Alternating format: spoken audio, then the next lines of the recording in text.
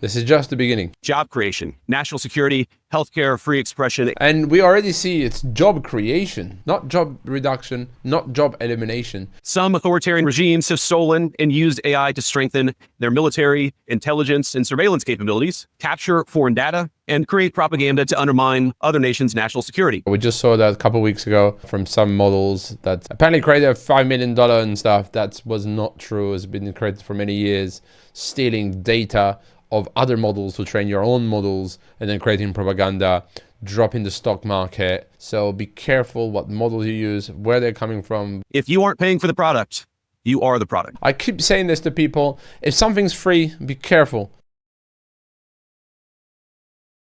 At the AI Action Summit in Paris, Vice President J.D. Vance from the United States of America was invited to stage for a speech. I found it quite fascinating, and I want to comment a little bit about it. Let's watch it together. The kind introduction, and I want to start by thanking President Macron for hosting the... Doesn't he, first of all, have a really nice eyeliner? It's nice to see a man on stage in Paris with a really nice eyeliner. It really pops his eyes out. He's got beautiful blue eyes, it seems, and it goes really well with his jacket and his beautiful tie and that eyeliner. Oh gosh, that's pretty. During the dinner, President Macron looked at me and asked if I would like to speak. And I said, Mr. President, I'm here for the good company and free wine, but... That free wine, I'd be there for that as well. I'm sure it's the best French wine from the Bordeaux region. So I bet you, yes, he's right. I'd love that free wine as well. I have to earn my keep today. And I, of course, want to thank Prime Minister Modi for being here and for co-hosting the summit, for all of you for participating.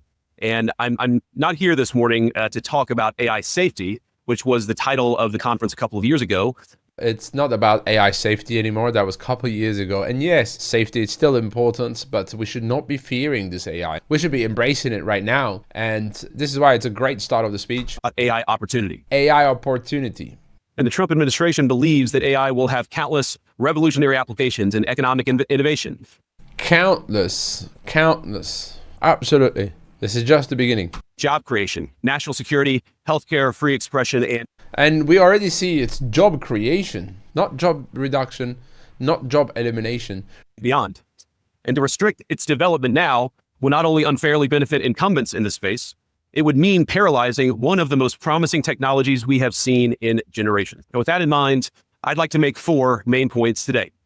Number 1, this administration will ensure that American AI technology continues to be the gold standard worldwide, and we are the partner of choice for others, foreign countries, and certainly businesses as they expand their own use of AI. I love how he said right away that we are the partner of choice. So the US is the partner of choice. They have the gold standard from the chips to the models, absolutely.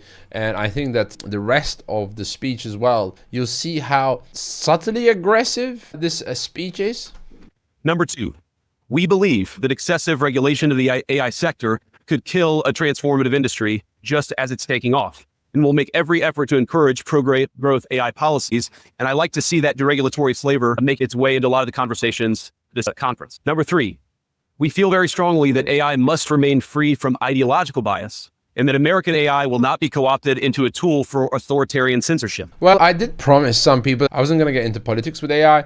I don't like politics, but AI is very important for me, and I really never cared about politics until today. And now that AI is in politics, I do start caring a little bit more about politics. And as you can hear, free from ideology, right? So we don't want AI that kind of brainwashes people. We've seen this from certain AIs that have been very popular lately that everybody kept talking about, and and if you asked it about certain countries, it didn't even accept these countries, right? So we have to be very careful because AI will be used for propaganda. AI will be used to be weaponized. So I think it's very important for me as the founder of AI Operator to also start getting involved with these discussions. And finally, number 4, the Trump administration will maintain a pro-worker growth path for AI, so it can be a potent tool for job creation. I love that Trudeau is there, and as you can see behind Trudeau we have Demis, which is the CEO of DeepMind, right? Of course, some other familiar faces there, but very interesting how he's listening here. In the United States, and I appreciate Prime Minister Modi's point.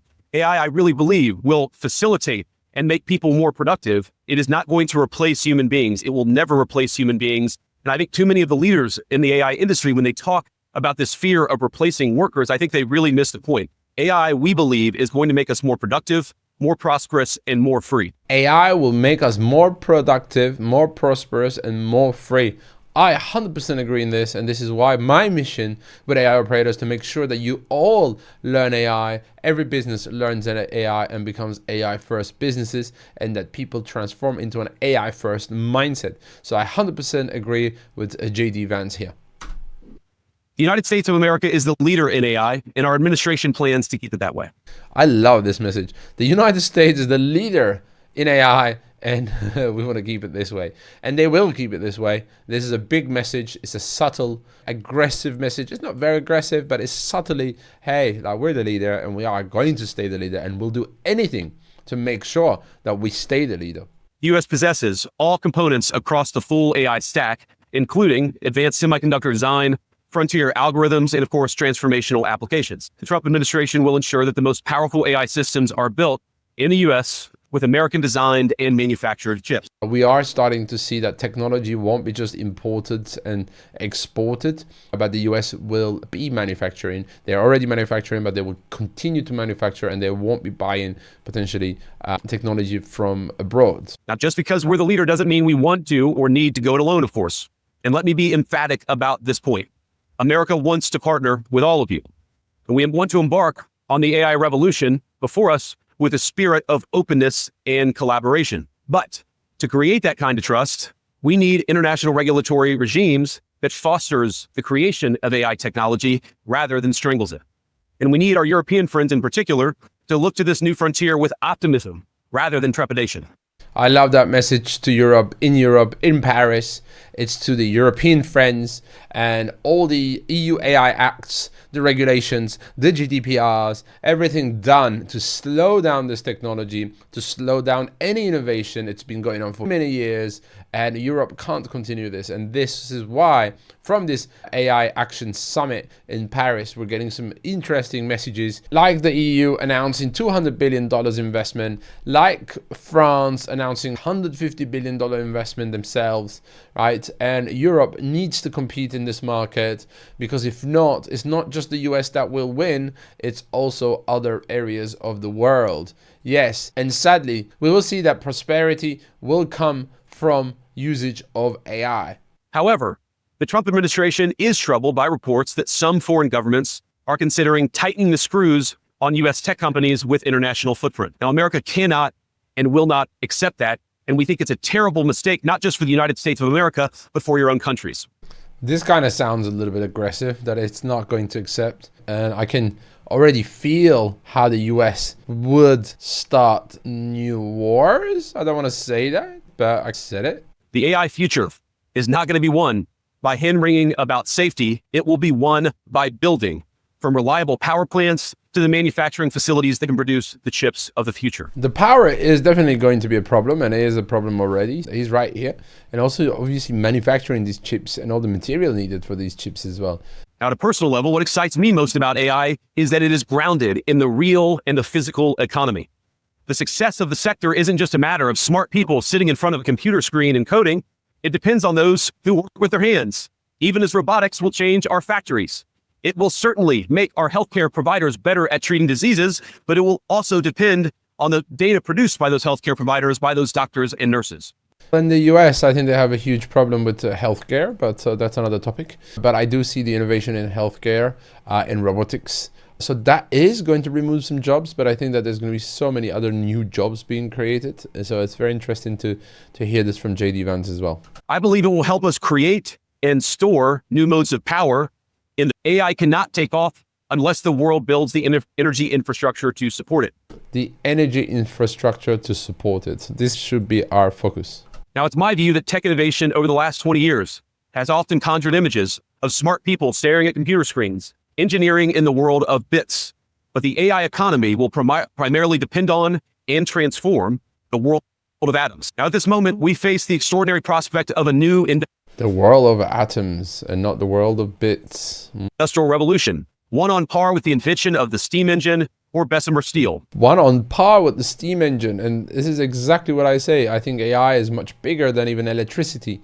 right? So this is very interesting to hear this from J.D. Vance as well. We got to take this very, very seriously. It's a big revolution, and it's here, it's today, and you're part of it because you're watching this video. That means that you're a part of it. But it will never come to pass if overregulation deters innovators from taking the risks necessary to advance the ball. Nor will it occur if we allow AI to become dominated by massive players looking to use the tech to censor or control users' thoughts. And I'd ask, the tech to control the user's thoughts.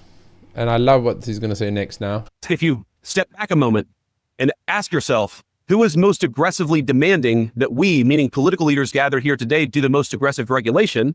It is very often the people who already have an incumbent advantage in the market.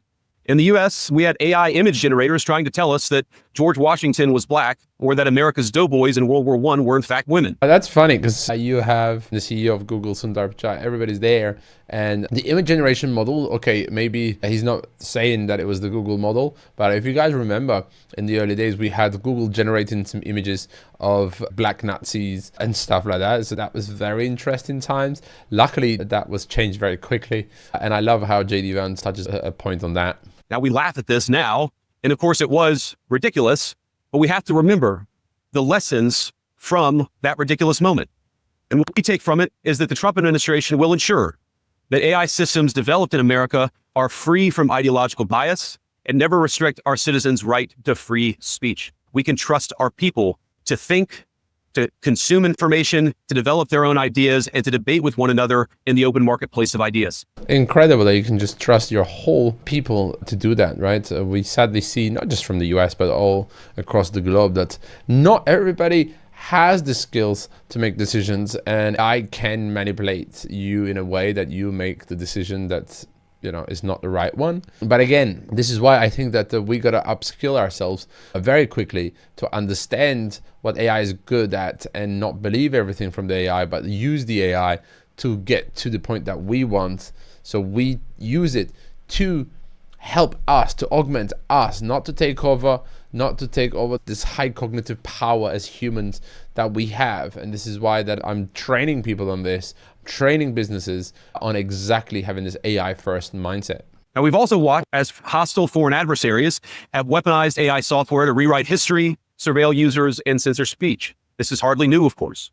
As they do with other tech, some authoritarian regimes have stolen and used AI to strengthen their military, intelligence, and surveillance capabilities, capture foreign data, and create propaganda to undermine other nations' national security.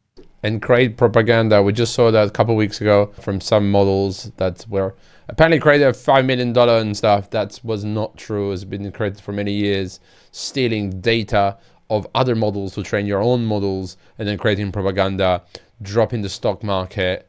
And then everybody really believed in this online, and everybody came to me. I told them the truth. I've had some people say they were offended about my view on how these models or the people behind these models doing propaganda to affect the rest of the world. And when we speak now, some people get really offended because they're quite sensitive at any topic. This is just the truth, and we see this everywhere. So be careful what models you use, where they're coming from, which part of the world. And I think that the next thing will also make you remember some things that has happened to us previously.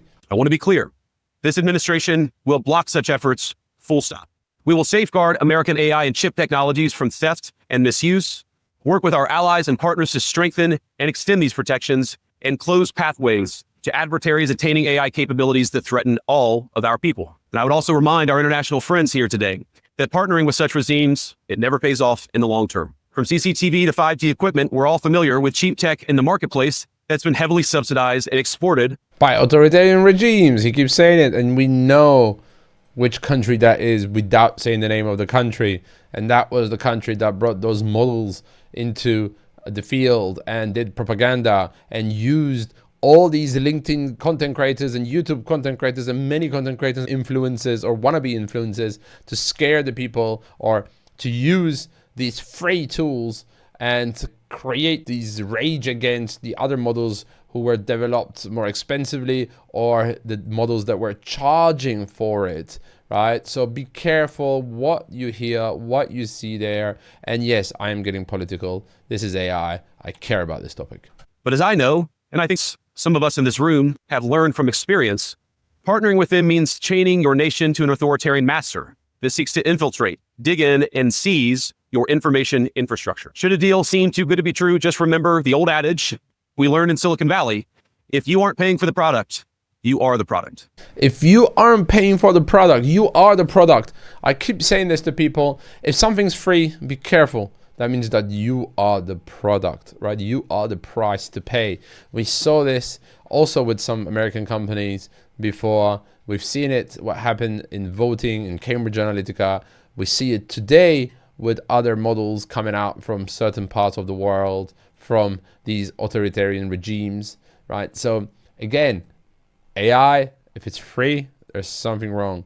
The energy to run these models costs some type of monetary value. Finally, this administration wants to be very clear about one last point. We will always center American workers in our AI policy. We refuse to view AI as a purely disruptive technology that will inevitably automate away our labor force. We believe, and we will fight for policies that ensure that AI is going to make our workers more productive, and we expect that they will reap the rewards with higher wages, better benefits, and safer and more prosperous communities. From law to medicine, manufacturing, the most immediate applications of AI almost all involve supplementing, not replacing. Supplementing, not replacing. Work being done by Americans. To accomplish this, the administration will make sure that America has the best trained workforce in the world. It's going to make sure that it has the best trained AI workforce. Hey guys, this is not just the US. I have a lot of American clients, but I also have a lot of German clients. I have clients from the Netherlands. I have clients from the UK. I have clients everywhere from AI Operator. And I'm here to train you and your teams.